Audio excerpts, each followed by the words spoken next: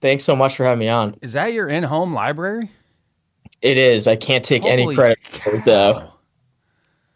My This is wife all would be jealous. Holy cow. this is all thanks to my dad. So Oh, that he, is awesome.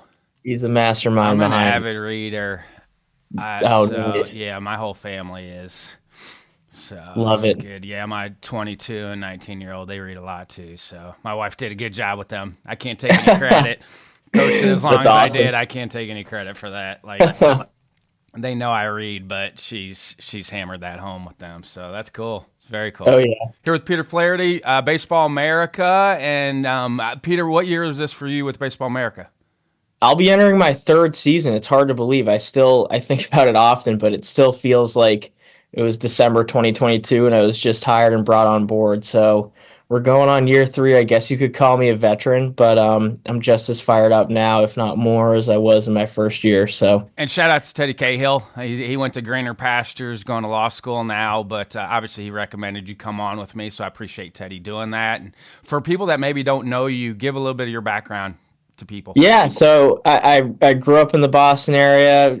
Shocking to hear, I've always loved baseball and have been around the game. My dad played in college, so from really the moment I could walk, I had a ball and a bat in my hand. I played through high school. I knew pretty quick I wouldn't be good enough to play in college, so I wanted to stay involved in the game as long as I could and in the best ways that I could. So I entered in the Cape Cod League from 2018, excuse me, until 2021. I was an associate scout with the Yankees from 2020 into early 2022, helping out legendary Northeast scout Matt Hyde.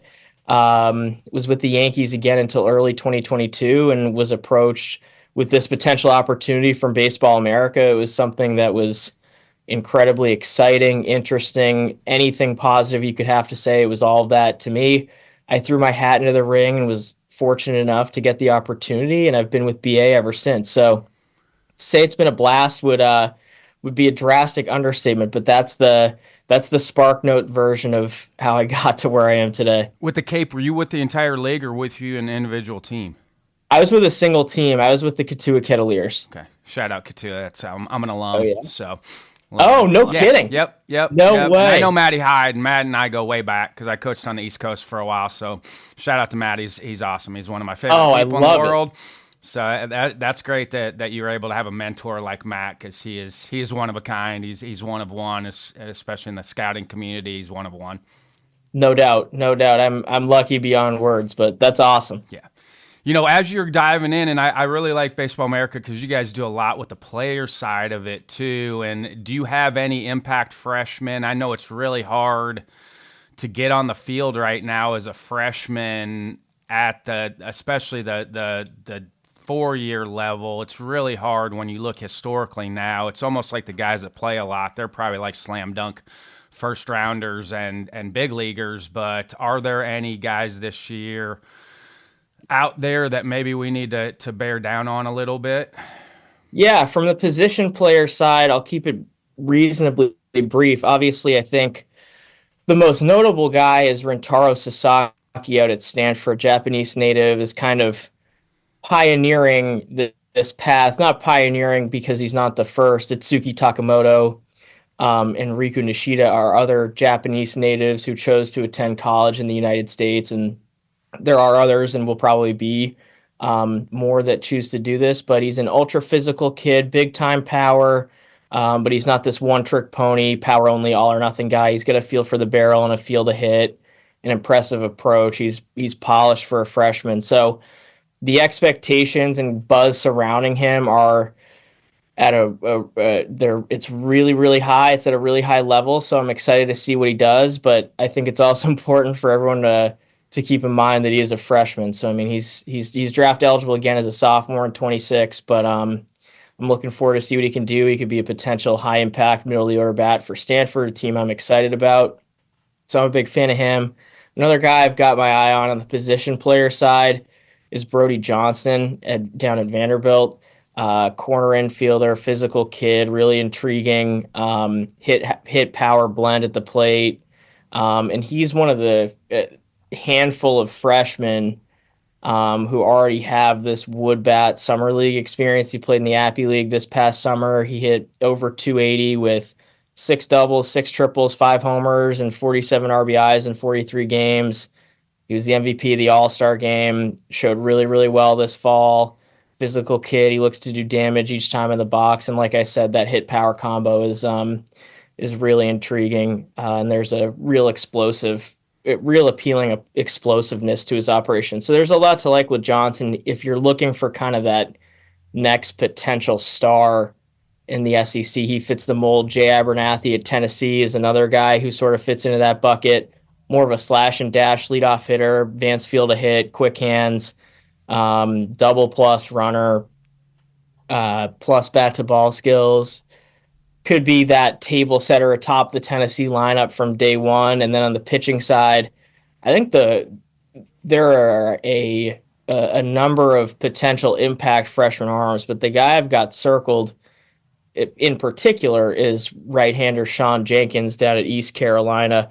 And I think that of any freshman in the country, he's got the best chance to be his team's Friday night and opening night starter. In the spirit of full transparency, I think he might be the leader in the clubhouse right now for that role. Strong physical kid. He reclassed from 2020 from the 20 into the 2025 class, or from the 2025 class into the 2024 class. So he'll be 17 for part of the season. He's got a legit four-pitch mix. It's got a fastball that's been up to 97 with ride through the zone. This fall it averaged over 18 inches of vertical break, and he's got two distinct breaking balls in a low 80s curveball and a mid 80s slider. And then he rounds it out with a mid 80s splitter, of which he does an excellent job killing spin. So he gets whiffs with all four, looks the part of a starter. He's an excellent makeup, and I think he's got a chance to be a potential first-round guy in 2027. There's a lot that's going to happen until then, but he certainly checks a lot of boxes early on, and that's saying something for East Carolina, because when you look at their last two Friday starters, and Savage and Gavin Williams, obviously Williams has been in the big leagues already, and Savage is probably going to be in the big leagues. That's saying something for them to throw a freshman out there on Friday night. Yeah, without a doubt. And you mentioned those guys, which is a great point. And he could be, if you're looking for the next in line, he's right there. That's crazy. What about transfers? Yeah, the nature of the portal is it's just nuts nowadays. You've got thousands of kids entering, and then with the court ruling this fall with the Diego Pavia case, it kind of opens the door now for guys to, we saw even a few days ago with Alberto Ozuna, who had previously exhausted all of his Division I eligibility. He, because of the ruling, he was able to go back to Tennessee from the University of Tampa.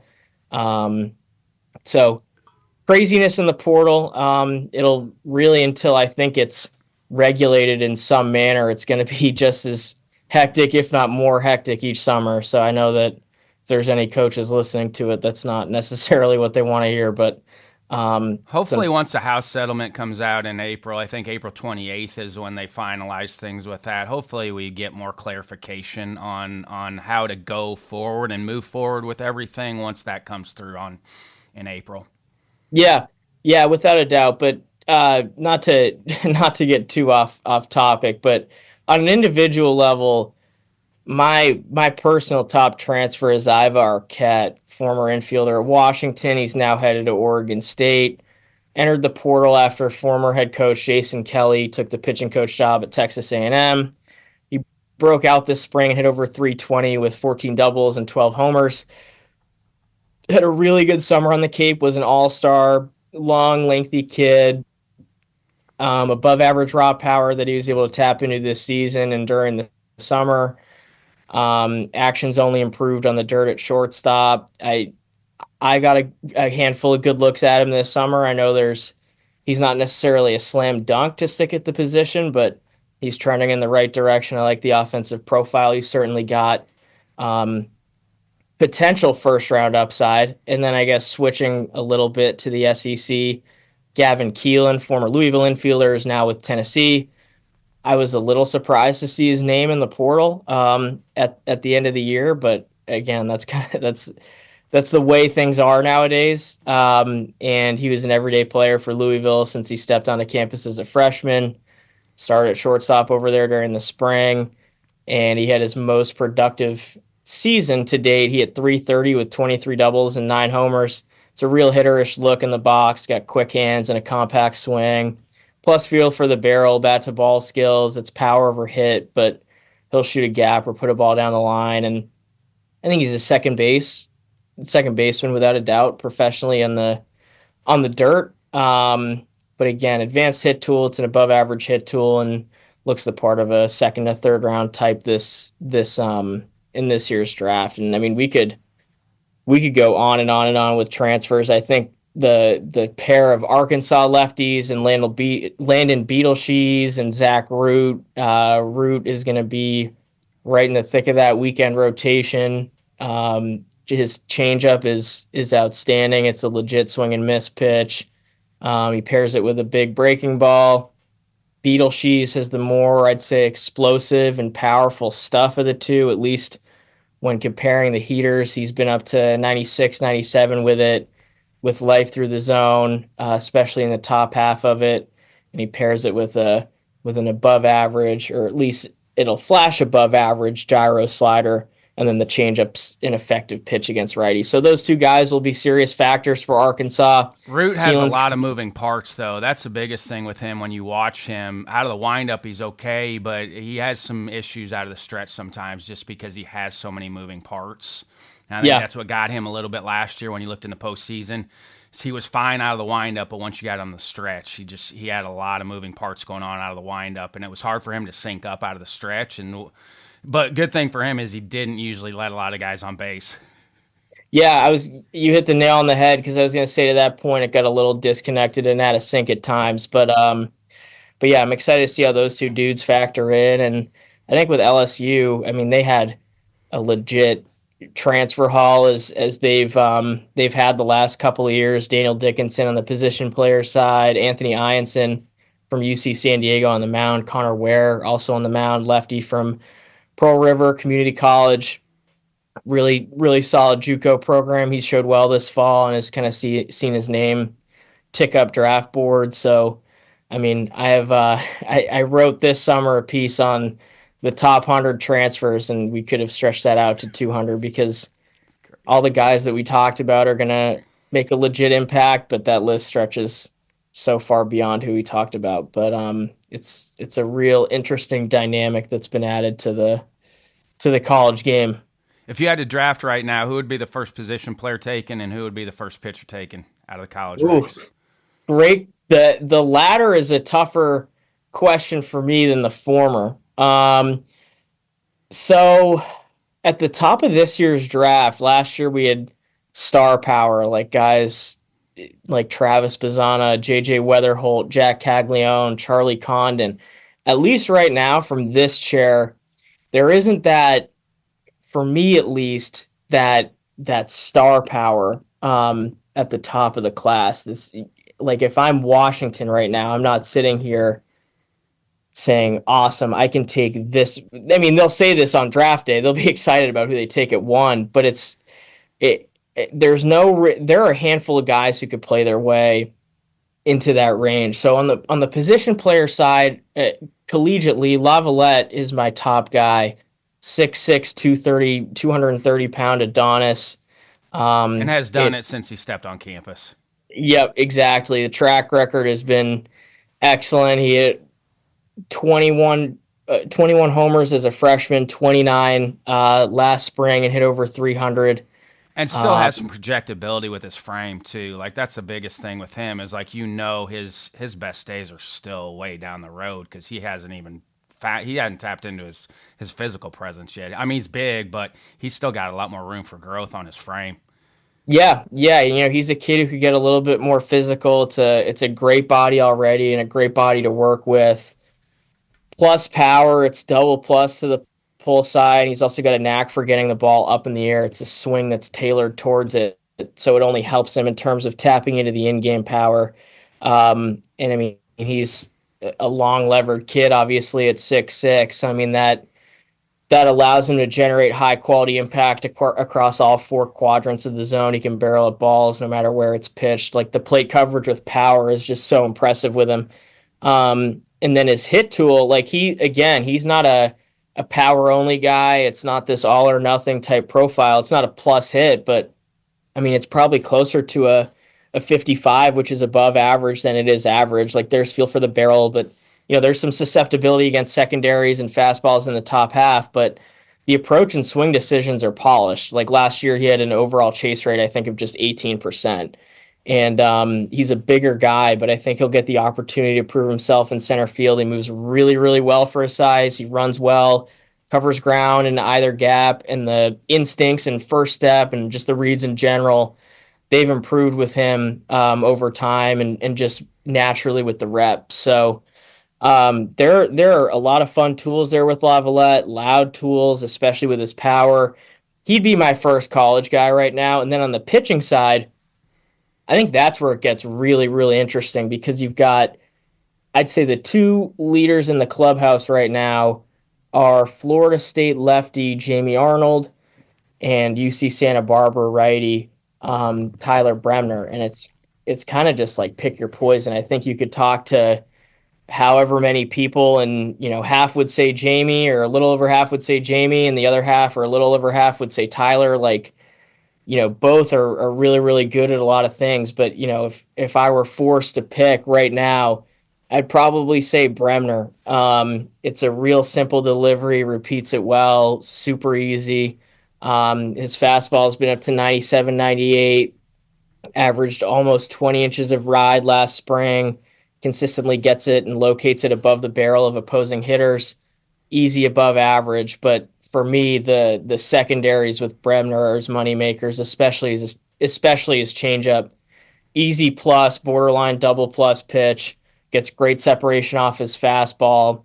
He'll throw it with conviction, and he's got an incredibly advanced feel. Throw it in any count to both righties and lefties. There's some fade to the arm side, but there's tons of late tumbling life. It's got that classic falling off the table look, 46% whiff rate last spring. But I've been most impressed. I think it's a cliche saying you could use across a lot of different facets of life in general, but the trend is your friend. And I think that applies perfectly with Tyler Bremner's slider. He doubled its usage in 24 compared to 23, and he's turned it into a bona fide out pitch, mid to high 80s offering. It's got a ton of sharpness, can manipulate its shape. It's more of a gyro look against lefties where it's got that like more kind of vertical look, similar IVB and horizontal look, with more depth than sweep. But against righties, it'll look like a true sweeper at times with that hard left turn. Tunnels really well off his changeup. I'd give it a 60. And he's got an advanced feel for his entire arsenal, and his strike throwing ability. Just in general, it enables his premium stuff to play up with his ability to locate. So, and another projectable frame too. Like there's another projectable body that is gonna add strength as he gets older. He's gonna be able to stay healthy. He's got a lot going on. I got a chance to watch him against Campbell last year, and he got a lot going on. Yeah, without a doubt. And I think in just watching him, he's got this really calm mound presence and slow heartbeat. And I think that whether you're a pitcher or hitter, I mean, that only plays in your favor. So it certainly does with Bremner. So he'd be my 1-1 guy as a pitcher. He'd be my 1-1 guy. And then with Jamie Arnold, it's this fastball up to 96, 97. It just explodes out of this low release height with a ton of run and ride through the zone. His slider's really long and sharp. It's effective against both lefties and righties, but man, against lefties, it's a really hellish look. It's got a ton of length and, like I said, teeth to it. And I'm really excited to see what his changeup looks like because last spring he threw it sparingly, but he was more of a fastball slider guy, and that was all he needed. He was outside of Chase Burns, and even including Chase Burns, he was the best arm in the ACC, or one of the best arms in the ACC last spring. Doesn't have the stuff that Burns does, but from a statistical standpoint at least. But the story of the offseason with Jamie has been the strides that his changeup has taken, how it's this legit third pitch. It's really flashed during the fall, and as we've gotten going here in the spring, it looks a lot better. I'm just excited to see him and see if he can go out and do it. So those are the two top arms at the of the college class right now. So it's really tough to just pick one. They both got really strong cases as to why they should be the first pitcher off the board. Was it hard putting the top 25 together? Yeah, I mean, I think especially in the preseason every year, it's hard because you got to sift through so many teams because once you get this base top 25, it's a little easier to shuffle teams around. You know, kind of who's waiting in the wings. You obviously are keeping up with who's doing what on a week to week basis where you can plug teams in. But, where you more or less have this clean slate for everyone, it's kind of harder. You're more projecting a little bit. Teams have returners. You look at who they've got in the transfer portal and piecing it together. So one was reasonably easy and seamless with Texas A&M. In just looking at who they return with guys like Jace Lavalette, Gavin Grahovic, Caden Sorrell, Ryan Prager, who was a third round pick, was a big bonus to get back. Justin Lampkin, that's an outstanding returning core among other guys. Caden Kent, you could throw in there. And then also in analyzing their transfer class, it's a really deep transfer class with Connor Harrison behind the plate. He had over 330 as a freshman at St. Mary's. Wyatt Hensler from Penn, he's been the best player in the Ivy League the last 2 seasons. Gavin Cash is a powerful left-handed bat who will, he'll be a 14 to 20 plus homer guy. And then Miles Patton is kind of my secret weapon in that transfer class. He's a strike throwing lefty from Long Beach State with stuff to boot. So we could go on and on about A&M, but it was relatively easy to stick them at one and go from there. And then at least in just looking at our ranking from 2 through 5, you could really shuffle those teams any way you want. And in that order, LSU at 2, Tennessee 3, Arkansas 4, Virginia 5.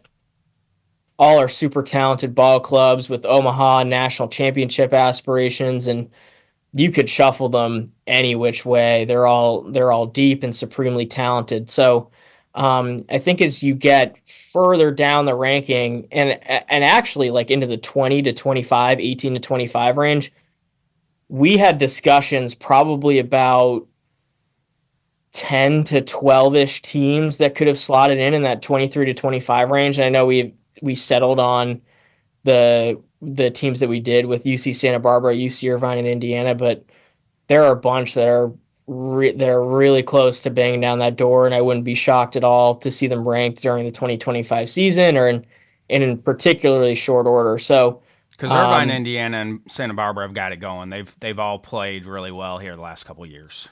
Yeah, absolutely, and especially Santa Barbara and Irvine, they've made the Big West a really impressive conference and a really competitive one at that, with those two clubs jockeying near the top. So, and really, I do like that you came out with the 10 kind of on the outside looking in too. So I love the fact that they're like, oh, hey, here are the 10 teams that are on the outside looking in right now. Yeah, I think that's important because, and rightfully so, if I were a fan of a team, every ranking, whether it's the preseason or on a week-to-week basis, they'll say that their favorite team is ranked too low or why aren't they ranked, and the team that they dislike the most is ranked too high. And I honestly love it because it means that people care about college baseball. They care about their team a lot, and I think it's only good for the game. And I think providing those kind of next 10 teams will at least give them some clarity and just a little bit more of a look into our process and what we're thinking and what makes those teams good and why they might be ranked eventually at some point. So it's all a real fun process. And I do like you put the 8 sleeper teams in for the World Series too, because I'm a traditionalist. I like it when teams that haven't gotten there before get there. I do really like that about our game. I still think there's a chance. People will probably be like, you're wrong now with everything that's going on, but I do still feel like there's a chance with college baseball where we might have a team that gets in there this year that's never been in before. Yeah, and to your point, I don't root for a team. I just root for the sport. I know people listening to it probably are rolling their eyes because that's kind of an eyewash thing to say, but it's true. And like, who doesn't love when a 3 or a 4 seed makes a run to Omaha?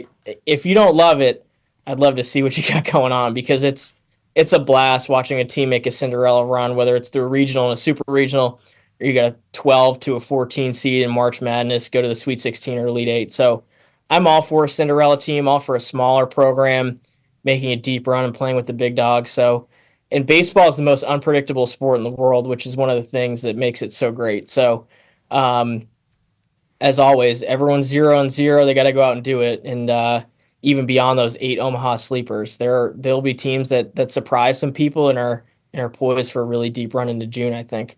And I'm a mid-major guy, as product of mid-major. So, and you have mid-major draft lists. So, who are some names mid-major wise that we need to pay attention to draft wise? Yeah, absolutely. We talked about him a little bit, but Tyler Bremner from UC Santa Barbara. I mean, And I I don't guess you could. consider that's the thing is like I don't Yeah, consider schools like UC Santa Barbara. I know they're people on the outside looking in.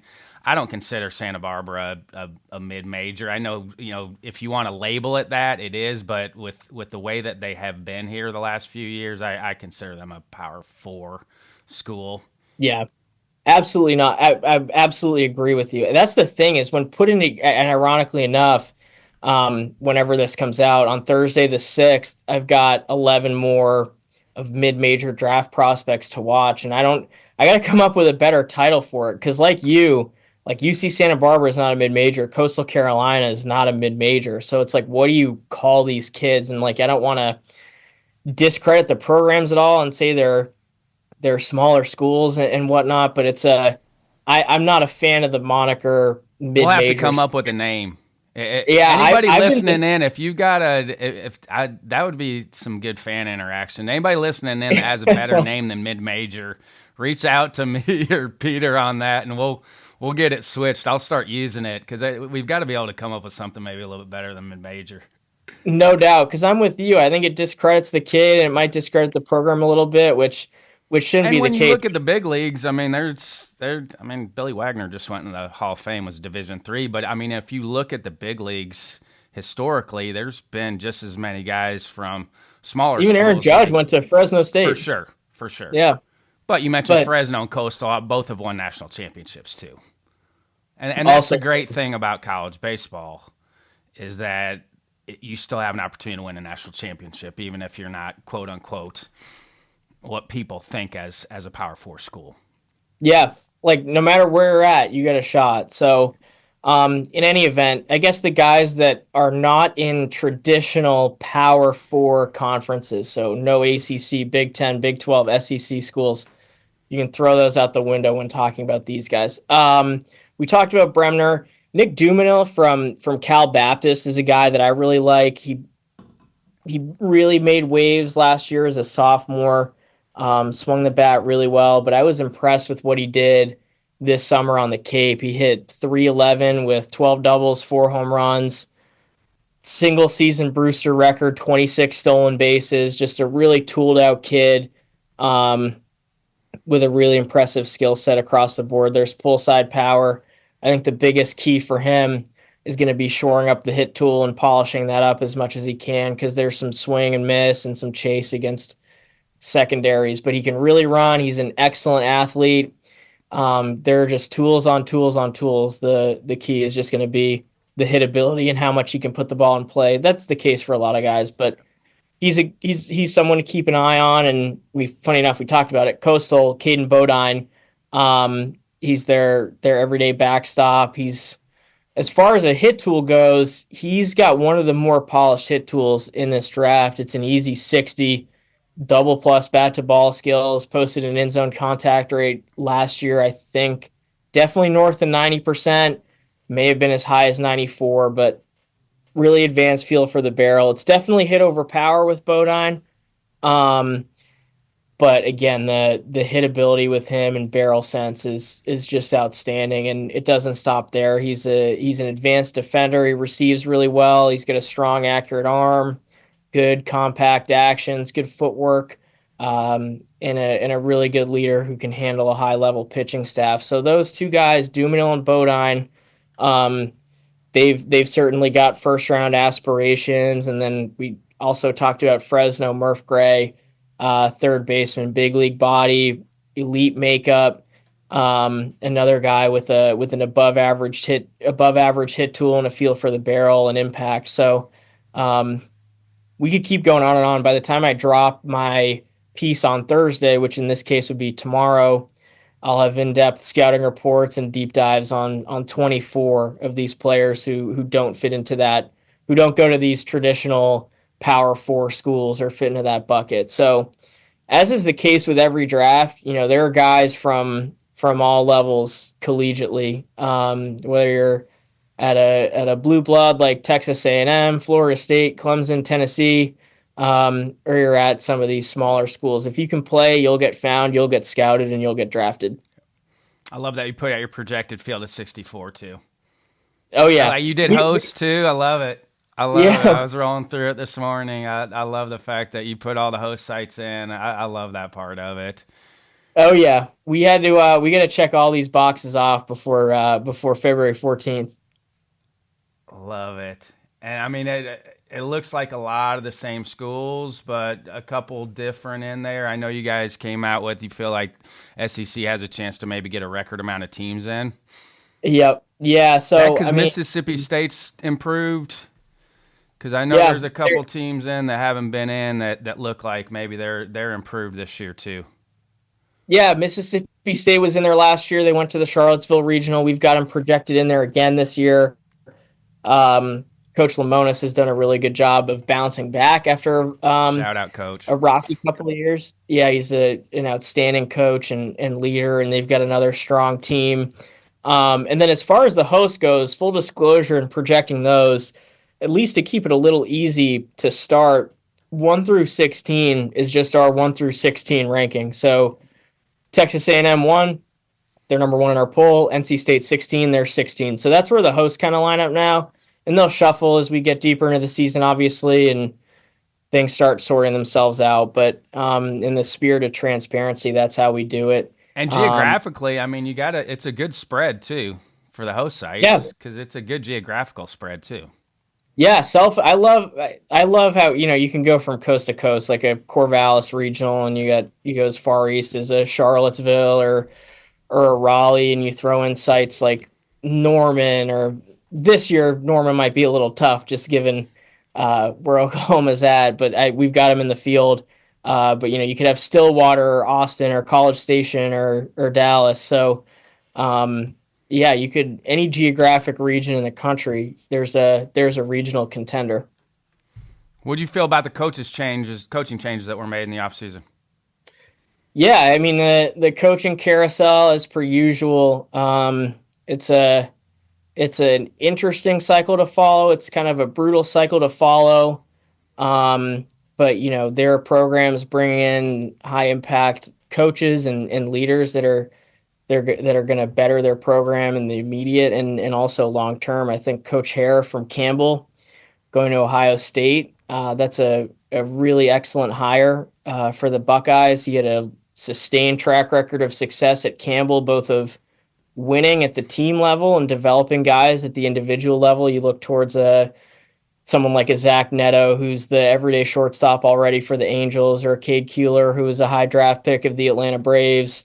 He built Campbell into as household a name, I think, in the college baseball world as one possibly could. So go watch him run a practice. If anybody is close to Ohio State, go watch Coach Hare run a practice, because Campbell's close to us here in Greensboro. So I would sneak down there and watch him practice. He runs a phenomenal practice. You can see why he's developed the guys that he has because of the way that he runs practice. Yeah. Yeah, without a doubt. So I mean, I think he was someone that I was excited about and kind of raised my eyebrows at when I saw that news. And I'm trying to think and bounce around from school to school here. Gosh, I don't know why I'm kind of blanking, but he was the one that that immediately stood out to me. If you had others you wanted to discuss, I'm more than open to it. I mean, obviously Sloss is a big one because that's the highest profile of how everything went down, and that's probably the highest profile one. And the other one for me, because it's close to home, is Mitch Hannes. Yep. That's the Yeah. biggest one. Who's another very similar to Coach Hare from a development Yeah. standpoint. There's some other ones in there, but I think Coach Hare and Coach Hannis are very similar from a development standpoint, how they go about their business, how they run practice. You can see why those guys have had the success that they've had. Yeah, Coach Hannes did a great job at Indiana State, and obviously that whole saga with Texas and Texas A&M with Coach Schlossnagle. It just Leaving. adds to the spring now. It just Oh adds. yeah, It was already cranked up, but it just cranks it up a little bit more. Oh yeah, you got to check your pulse if you don't have that Texas A&M series circled, because even just watching from someone who covers it and is a fan of the game perspective, I was juiced up when that whole thing went down and how it settled, and it's like, all right, here we go. So I'm really looking forward to that series. You brought up a great point with Coach Hanna's, was outstanding at Indiana State. And then obviously I think I wouldn't be doing my due diligence if Coach Gilmore, legend at Coastal Carolina, won a national championship, won more than 1,300 games. He retired after about a great career as one could have, and he's an equally outstanding human being. So, and Kevin Schnall's in that crew too. Shout out Coach Schnall. I've known you for a long time, but Kevin's in that Coach Hare, Coach Hannis crew as far as being able to run a practice, being able to develop. Coach Schnall does a really good job on that side of things too, and very happy for him to get his opportunity finally. He's been doing it as an assistant for a long time, so I'm extremely happy for Coach Schnall getting his opportunity to take over the program. yeah, I'm happy you hit on that because Coach Schnall, I think, is an excellent predecessor to Coach Gilmore. He was in and around the program, and he played at Coastal. I think he won Big South Player of the Year in 1998 or 1999, and he's one of the top assistant coaches in the game. And I think with Baseball America, Teddy used to run this actually. I think he was voted twice by sitting head coaches as one of the top 10 assistants most ready to become a head guy. So I think he fits perfectly with that program. He knows its philosophies, what it's all about, how to run it. I think that's a great hire, and I don't think Coastal's going to miss a beat. Coach Gilmore's irreplaceable. He's 101, but they're in good hands with Coach Schnall. When you look at the history of hires like that, I think that's the right thing to do because Kevin played there, was an assistant there, where I think if you bring somebody from the outside, it's not as seamless as it would be because Kevin's been there forever. And I think ADs get that wrong sometimes where they don't hire from within, somebody that's had a lot of tradition and success, and they bring somebody in from the outside. And they say it all the time, don't ever follow a legend. But I think it makes it easier when you hire an assistant who's been with you. Yeah, especially from within, because, I mean, to your point, I think that the best case scenario or best hire could be, right in front of you or right in your program, and you might not even realize it. I hope and think that with Coach Schnall, it was relatively easy to recognize that, but I'm with you that I think that there's some value, especially when taking over for a long-tenured coach, that you want someone who is closest to him and knows what he was about and withholds the program standards, knows its philosophies, and there isn't much of a learning curve there for the coaching staff or any of the new guys that are coming in, and especially the returners. So I think it's a real perfect marriage in a lot of different ways. Are you going to be able to get out early, see games? Yes, sir. Where are you at early? Opening weekend, I'm at the Desert Classic out west. It's always a really fun tournament put on by MLB this year. The teams that I'm looking forward to seeing most: Vanderbilt, Grand Canyon, UC Irvine, Nebraska. That's a really strong quartet of teams. Austin Peay is going to be out there, and they've been on the rise lately. They've done an excellent job in the Atlantic Sun. They can really, really swing it. I'm that ballpark too. If you've never been to Clarksville, go to Clarksville and watch some games because the ball flies. Yeah, I was going to say if you love runs and you love home runs, just go and watch a series at Austin Peay and you'll get your fix. So I'll be out there early, and then as the season goes on, I'm in a lucky enough position where you could see a high profile series come down the pike and you put in for it and get sent to it. So I'll be bouncing around, hopefully make my way down to SEC country and that Texas A&M series for sure. It's going to be one of the hottest tickets in the college baseball world. So I'll be around ballparks all spring, and then also during the summer I'll be out on the Cape covering the Cape. So very, very blessed to say that I can do this, and I'm ready to go full bore for the next 5.5, 6 months. Do you live in Katuitt then? When you go up there, are you staying in Katuitt?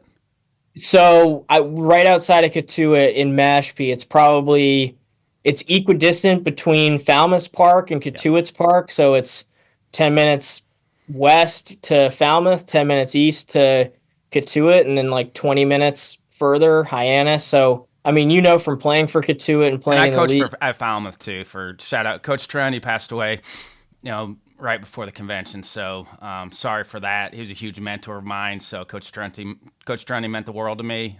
So it was a huge loss for baseball as a whole, but the Cape especially because Coach Trent passed away, and great mentor to me. So yeah, I was right in that neck of the woods as a coach and a player. Yeah, I mean, if you want to talk about a legend and an elite human being, Coach Trundy is kind of the standard for that. So a really unfortunate loss. But he more than left his mark in the Cape League with Falmouth and in the baseball world. So, but like I said, as you know from playing, and unless you're going to Orleans or Wareham, everything is kind of clustered together, and it's very easy to bounce from park to park and game to game. So you can double up, see a lot of guys, and just expand your Rolodex of live looks. How much difference is it up there now with especially with where the draft is as far as roster management for the Cape League teams? It's a lot different. The draft certainly throws a wrinkle into it because I think that, and this is the route I've seen teams go, you want to bring in a handful of draft guys before the draft because one, they'll want to throw or they'll want to get another handful of games to improve upon or solidify their stock. And then also just from a team standpoint, that could net you a handful of wins, which matter a lot in the end. So Well, the because their draft is, schedule's cramped too. Like that's the thing that people probably don't realize if you don't pay attention to is they don't play as many games. So like every game is important up there because they don't play as many games. yeah, absolutely. It's a 40 game sprint. So, I mean, any win you can get is a good win. And teams will bring on those draft guys to help in that regard. And then the portal is another wrinkle because you'll have a guy that is enters the portal before the season, takes his visits, is late getting there, or he comes out, enters the portal when he's there, takes his visits, and then you got to hold that roster spot or something like that, and then he could take his visits and not come back. So there are a ton of variables, and then you throw Team USA into it. I do not envy any general manager, head coach in that league because staying on top of that roster and staying on top of it in a way where you kind of don't miss a beat and you keep winning games, it's a near impossible task. So I'm sure it's a lot of fun. I'm sure it's a fun challenge. I know you and I are probably partial to it, but it's the best summer league in the world and the best baseball you can find, I think, in the United States at the amateur level, from June until August, It's like no other place in the world. without a doubt. Yeah, this is another cliche, but it's like, when people say, "Oh, you have to be there," it's annoying, but the Cape is such a perfect example of that. Once you go and you get your first taste of it, you'll really get it from the Not just ballparks the to baseball part of it; it's just everything. The people. geography, the just the history of the Cape itself. It's just you feel like you're in the old times. Honestly, it's Yep, like you feel like you're back in the 40s and 50s. 100%. It's such an intimate, special environment where it's all baseball. So I like to call it heaven on earth, and I think that's about as close as you can get. Any other shout outs before I let you go? No, I got nothing. Shout out to Baseball America for sure. The esteemed Teddy Cahill, impossible shoes to fill coming on, but I'm flattered he dropped my name to you and was excited to come on. And I will say I've thoroughly enjoyed. I'm a three-time now attendee of the ABCA, and you as well as the rest of the board and committee do an outstanding job of putting on a stellar convention every year. I think I saw some coach say it on Twitter. I forget who, but it is the ultimate like battery recharger. Being around so many coaches from all levels and people who are just as passionate about the game as you are, chopping it up, getting to hear from the best minds in the game. It's just fantastic. So I've been very fortunate to attend for 3 years now, and I couldn't recommend it enough. I think it's a mandatory baseball pilgrimage for anyone out there listening. With your first experience, that first year you went without ever having been there, what did you think with your first convention? Oh man, I'll never forget it. It was sort of like trying to drink out of a fire hose, but in the best way because you get this itinerary, and I use the ABCA app to make it easier, but you get this itinerary and it's just stacked speakers on top of stacked speakers. You could sit in the main convention hall all day and listen to coaches talk about their philosophies to their practice plans to specific intricacies within the game, or you could go down to the trade floor and walk through and see some of the brands and gear and what they're up to in developing, or there are satellite rooms and halls where there are Q&As and other talks. It's like no matter what you want, no matter what you're going there for, whatever your mission is, you'll be able to accomplish it, whether it's networking, listening to coaches speak, anything. You'll find just about anyone in the baseball world there. So I thought it was fantastic. Have been lucky enough to get my feet more under me year after year, and hopefully that trend will continue going forward. But it's just fantastic, and it falls at the perfect time too. The new year, the season's just a little over a month away. Everyone's excited, everyone's rejuvenated, ready to go, getting ready to go back to practice. So it's just a blast.